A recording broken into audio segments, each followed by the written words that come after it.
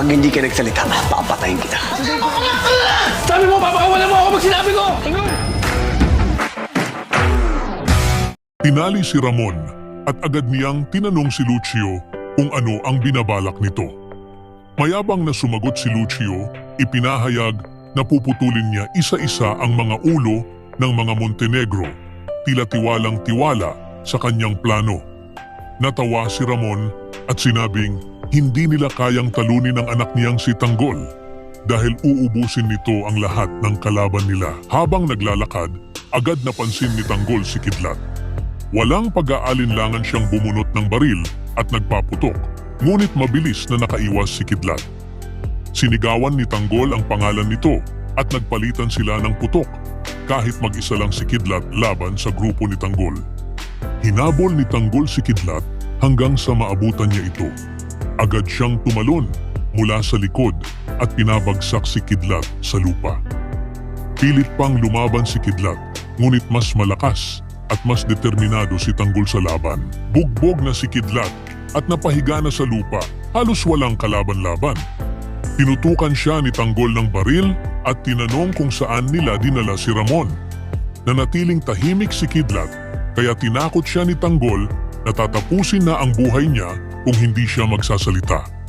Dahil sa takot, umamin si Kidlat at sinabi kung nasaan si Ramon. Habang nangyayari ito, napansin ng isa sa mga kasamahan ni Tanggol na may mga paparating na pulis. Agad silang inutusan ni Tanggol na umalis na upang makaiwas. Akala ni Kidlat ay pakakawalan na siya.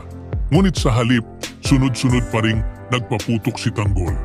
Tinapos ang buhay ni Kidlat bago tumakas kasama ang kanyang mga kasama. Sa kabilang banda, inutusan ni Rocky Boy ang kanyang mga tauhan na itapon si Dimples matapos niya itong pagsamantalahan. Walang malay si Dimples nang itapon siya sa ilog. Hindi na mamalayang may makakakita pa pala sa kanya. Natagpuan siya ng kanyang pamilya at agad dinala sa ospital. Matindi ang pinsalang natamo ni Dimples. Ipinaliwanag ng doktor na marami siyang komplikasyon at kailangang manatili muna sa ICU para maobserbahan ang kanyang kalagayan. Sa sobrang galit ni Ponggay, nangako siyang mananagot kung sino man ang gumawa nito sa kanyang kapatid. Naalala ng kaibigan ni Ponggay ang cellphone ni Dimples. Maaari itong maging daan para malaman ang katotohanan. Habang tinitingnan ang mga mensahe, nabasa nila ang palitan ng text ni Dimples at isang lalaking may pangalang Rocky Boy. Dahilan upang lalong tumibay ang desisyon ni Ponggay na imbestigahan ito at singilin ng hustisya. Sa kabuuan ng mga pangyayari, lalong umiinit ang labanan sa pagitan ng mga Montenegro at ng kanilang mga kaaway. Habang patuloy na ipinaglalaban ni Tanggol ang kaligtasan ng kanyang ama, hindi siya nagdalawang isip na wakasan ang buhay ng mga humahadlang sa kanyang layunin, gaya ni Kidlat.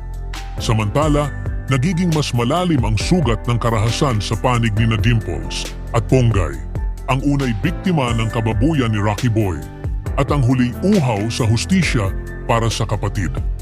Sa bawat hakbang, tumitindi ang tensyon at lumalalim ang sugpungan ng paghihiganti, hustisya at sakripisyo.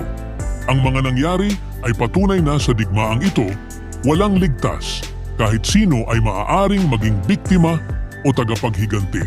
Ibahagi ang inyong saloobin sa comment section. Huwag kalimutang mag-subscribe at i-click ang notification bell para hindi ninyo ma-miss ang susunod na kabanata ng Batang Quiapo. Maraming salamat sa panunood.